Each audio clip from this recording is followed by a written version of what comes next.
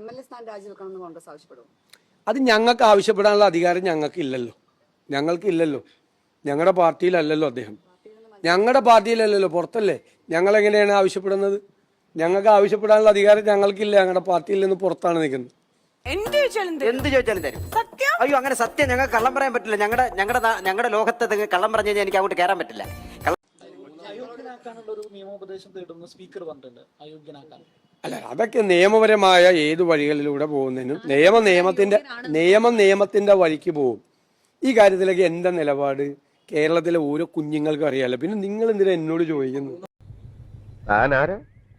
താനാരാ? ഞാൻ ആരാണെന്ന് ഈ നാട്ടിലെ പട്ടിക്കും പൂച്ചയ്ക്കും വരെ അറിയാം.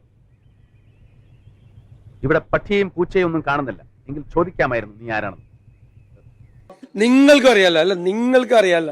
നിങ്ങൾക്കറിയാല്ല. ഇതിന്റെ പേരിൽ എന്തുമാത്രം വ്യക്തിപരമായി വേട്ടയാടപ്പെട്ട ഒരാളാണ് ഞാൻ അപ്പയൊന്നും കുലുങ്ങിയില്ലല്ലോ. ഞാൻ നിങ്ങളോട് പറഞ്ഞല്ലോ, എന്റെ നിലപാട് എന്തിനാ നിങ്ങൾ ചോദിക്കണം? എന്റെ നിലപാട് കേരളത്തിലെ കുഞ്ഞുങ്ങളോട് ചോദിച്ചാൽ ഇക്കാര്യത്തിലുള്ള എന്റെ നിലപാട് പറയും.